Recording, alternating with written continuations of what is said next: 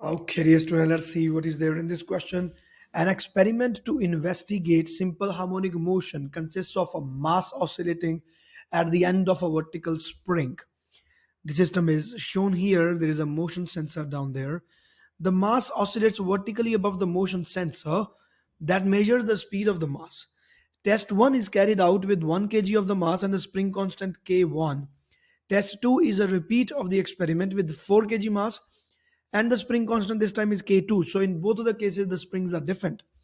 The variation with the time of the vertical speed of the masses for one complete oscillation is shown. Okay, so this is velocity versus time graph that they have shown for both of the tests. Calculate the frequency of the oscillation for both tests. Frequency for the oscillation for the both tests. How do we do this now?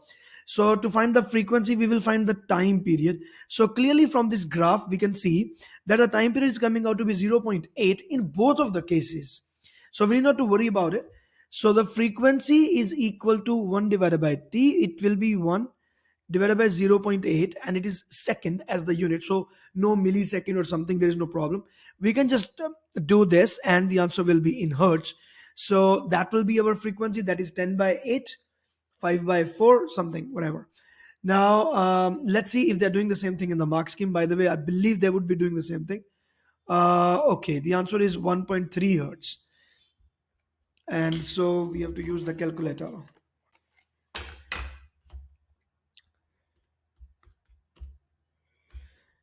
Yes, my answer is 1.25 that I'm getting here.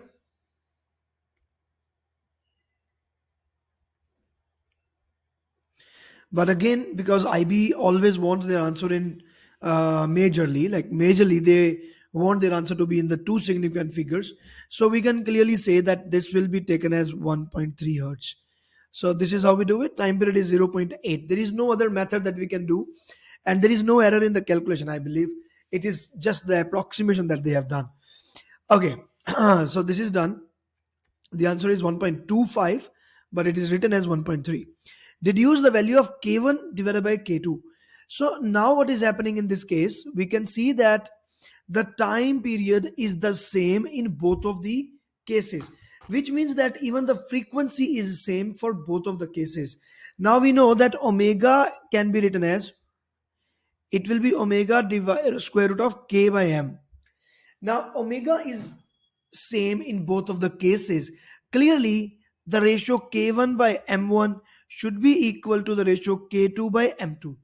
And we want to find the ratio of K1 divided by K2, which will be clearly M1 by M2. So the mass in one was, I think, 1 kg and this was 4. So your answer will be 0.25. Let me confirm if it was K1 by K2 or K2 by K1. That's it. K1 by K2. So the mass will be 1 by 4. Yeah. So this will be 0.25. And let's see what is the value given in the mark scheme. Yes, the value is 0.25 or 1 by 4. Exactly the same thing that they have done. Omega is equal to root of K by M. And accordingly, they have found.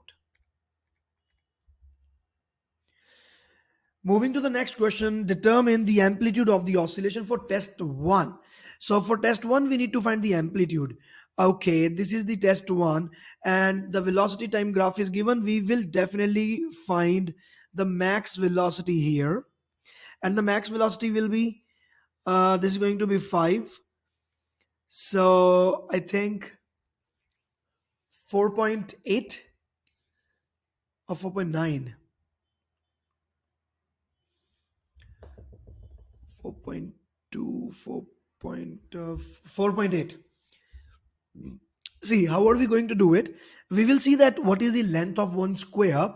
So there are total 1, 2, 3, 4, 5 squares and the distance is 6 minus 4. So 6 minus 4 divided by 5, that will be 2 divided by 5.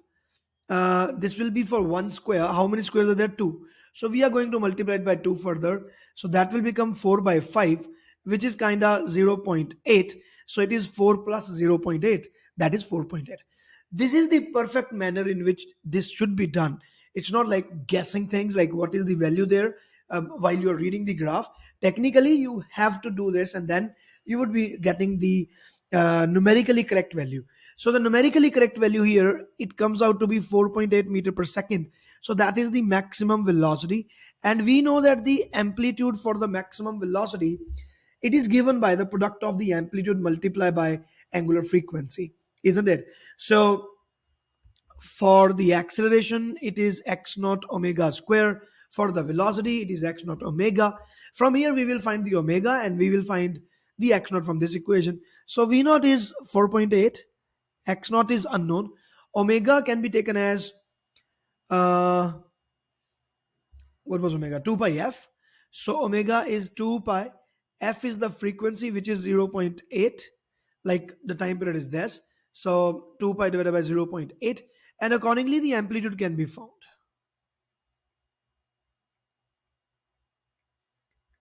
This will be the exact value.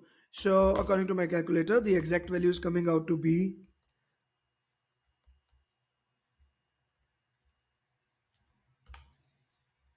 yes. So I'm getting the value 0.6 meter something. And let's see what is given in the mark scheme. Yes, absolutely correct. V max is 4.8 and x naught value is V by omega. And from there, we found the value of x naught, that is 0.61. Exactly the same thing that I have got. Again, point to be noted, they are using two significant figures. That is very important. Everywhere they use two significant figures. Okay. Moving to the next question now. Determine the amplitude of the oscillation for test 1. We have done it, 0.61. Now, in the test 2, the maximum elastic potential energy stored in the spring is 44 joule. Okay. When T is equal to 0, the value of EP for test 2 is 0. When T is equal to 0, the value is 0. And the total time period was this. So there are two things that we need to remember while we are making the graph for the potential energy or for the kinetic energy in both of the cases. Number one, all values are positive. There is no negative graph. So the graph is not going into the negative zone ever. They are always going to be positive. And moreover, in one time period, there will be two peaks for the energy. Obviously, they are equally spaced. So this is 0.4, 0.2, it will be again 0. 0.2, it will be maximum, and that is 44. So 44 will be at this point.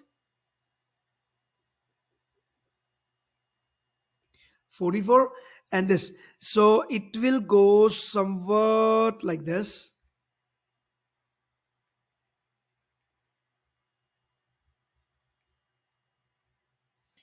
Okay.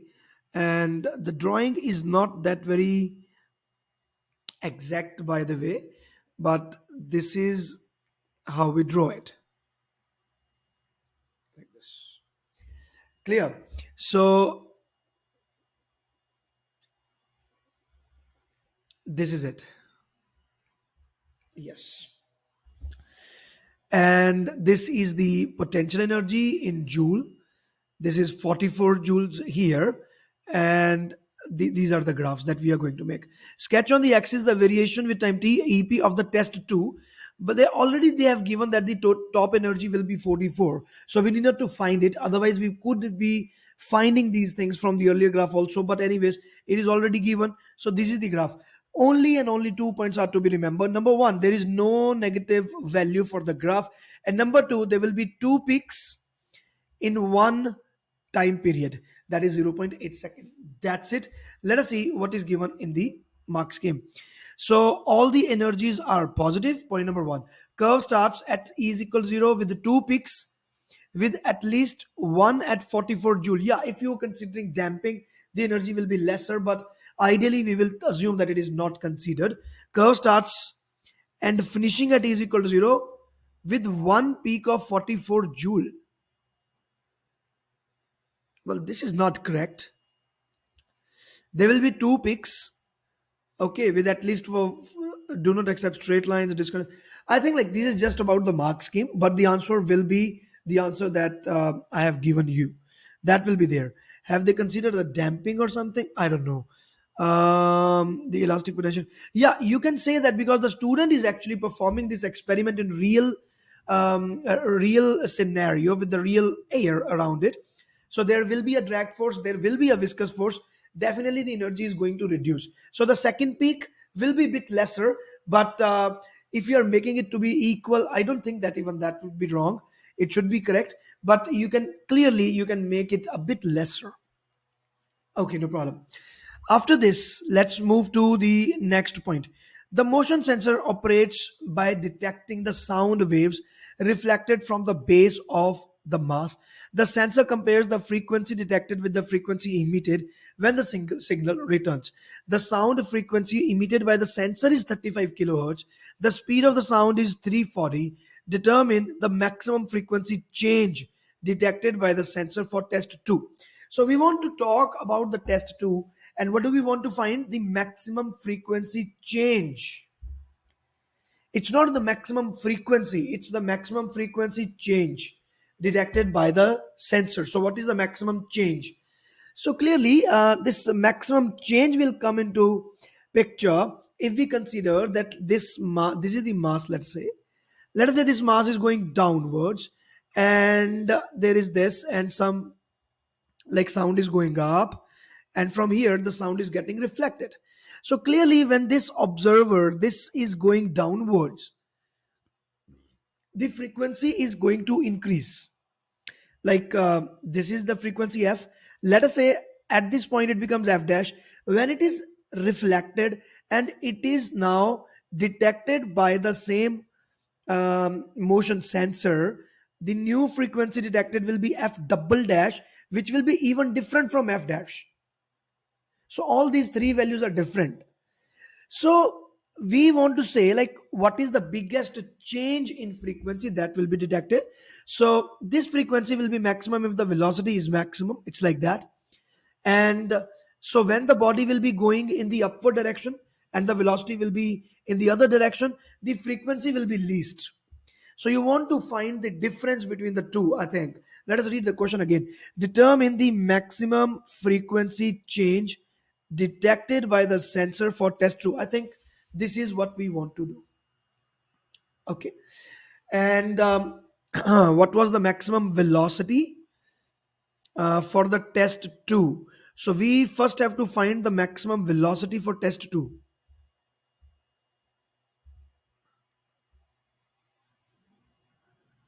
Maximum velocity for test 2. Okay, the graph is given and we can find the maximum velocity for test 2. Yeah, it is this.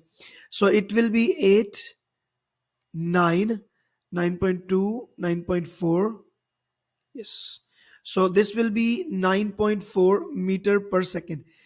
And 9.4 meter per second is the positive velocity, but here it will be the negative velocity. So when it will be moving away, it would be having the same velocity, but it will be moving away with 9.4 meter per second. That will be our velocity. So let us go back. 9.4. Yeah. Okay. So the velocity is 9.4 meter per second. Now this is a very typical case which is here, and like usually it would be like it is 4 points obviously, so it is a very lengthy question. So you will first find f dash and then you will find f double dash. Let's see how they are doing in the mark scheme. I will see, but because I am having a direct formula also, so I would prefer giving you the direct formulas. That will make things even more easier for you. But let's see what they are doing. So read off that 9.4 meter per second. So clearly the speed that we have found, the maximum velocity in the test 2, that is 9.4, and accordingly they are using these formulas. So okay, they are using a longer method, but they have not written it in a proper manner. So I don't think that anything is clear in this, by the way. But anyways, let me show you what they are doing and what they intend to say. Let me try to explain it. What is happening now is, as I have already told you, that this is the body which is attached with the spring. So when it is at the mean position in the test 2, let us say it is going downward with the velocity of 9.4 meter per second. Clearly there is a detector here, and this is giving some sound. So this sound is going up, and then it gets reflected and it is coming back to the same position. So your sensor, the motion sensor, is detecting, it is not only emitting the sound wave, it is also detecting the sound wave after it is getting reflected from the body, and the body is also moving. So this is a kind of complex case of Doppler effect. So the formulas that you use till now, like f dash is equal to f into v minus v observer divided by v minus v source, this is not applicable here.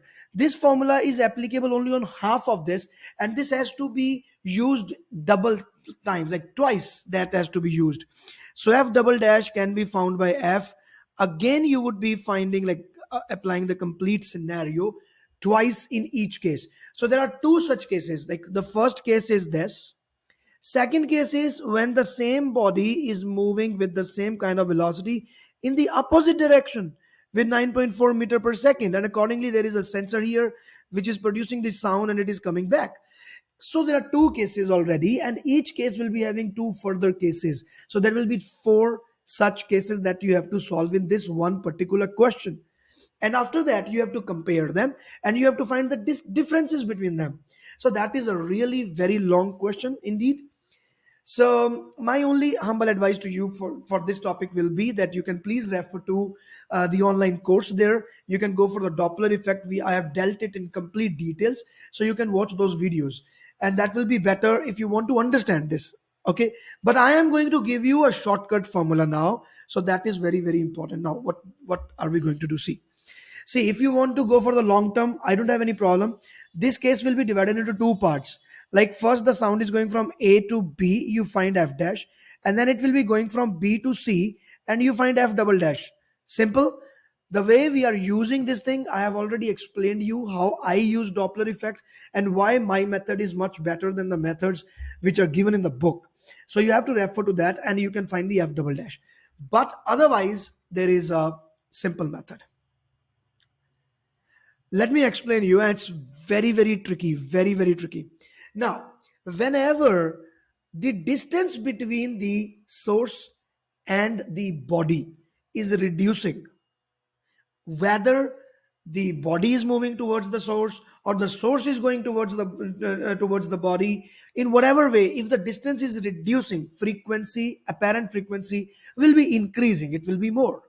It means that the formula here will be f into v plus u divided by v minus u. You see, we want this f double dash to be more than f. Obviously, the numerator has to be bigger than the denominator here. So it will be v plus u divided by v minus u. This is just another way of remembering a very effective formula. That is the only thing. So f double dash is equal to f into v plus u divided by v minus u when the bodies are approaching. Now, point number two, when the bodies are receding, like in this case, the body is going away and the source is here, source is producing some sound. This is case number two. Clearly, our apparent frequency will be lesser than the original frequency, which clearly indicates that the numerator should be lesser, and that is why f double dash is equal to f into v minus u divided by v plus u. Clear? I'm very, like, clear about this thing. V is the velocity of the sound, u is the velocity of the body or the source, like one of out of it should be moving. Then you can use these things directly. If you want to learn these things in total details, it will be better if you go for the online course. So f dash is equal to this, and now we plug in our values. Let me give you this example. Let us say the case number one, f double dash will be 35 kilohertz into the velocity of sound is 340 plus the speed of this, which was 9.4.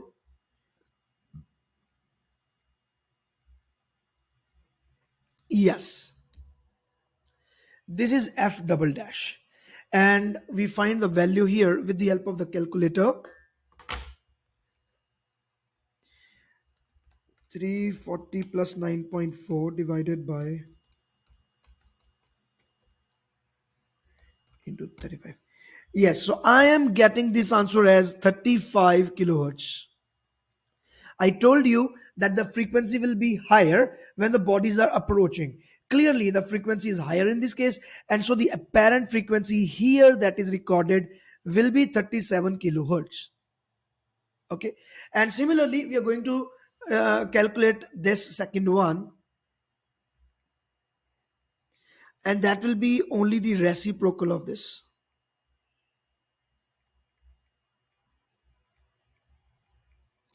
And this value will be coming out to be,